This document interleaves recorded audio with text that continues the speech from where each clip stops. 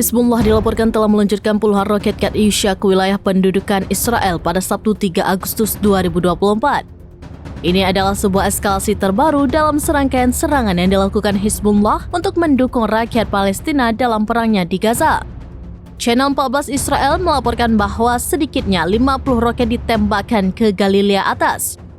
Sementara menurut laporan jaringan berita Al-Manar Lebanon pada Minggu 4 Agustus 2024 pagi, serangkaian roket diluncurkan dari Lebanon Selatan terhadap wilayah Al-Jalil di Palestina Utara yang diduduki serta dataran tinggi Golan Suriah yang diduduki. Kelompok militan yang didukung Iran itu mengatakan serangan terakhirnya terhadap Beit Hillel di Israel Utara merupakan respon terhadap serangan Israel terhadap Kfar Kela dan Der Syriane di Lebanon yang mengakibatkan terlukanya sejumlah warga sipil.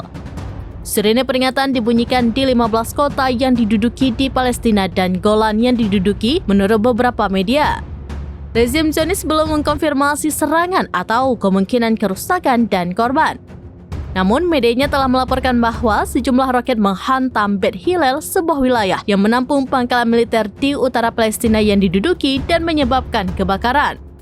Beberapa sumber melaporkan sedikitnya 50 roket ditembakkan ke wilayah Al-Jalil di wilayah utara Palestina yang diduduki. Hizbullah telah melancarkan beberapa serangan semacam itu terhadap sasaran-sasaran Zionis di wilayah-wilayah pendudukan dalam beberapa bulan terakhir.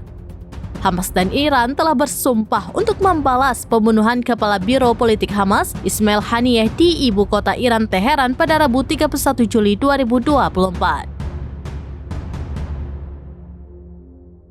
Download Tribun X sekarang, menghadirkan lokal menjadi Indonesia.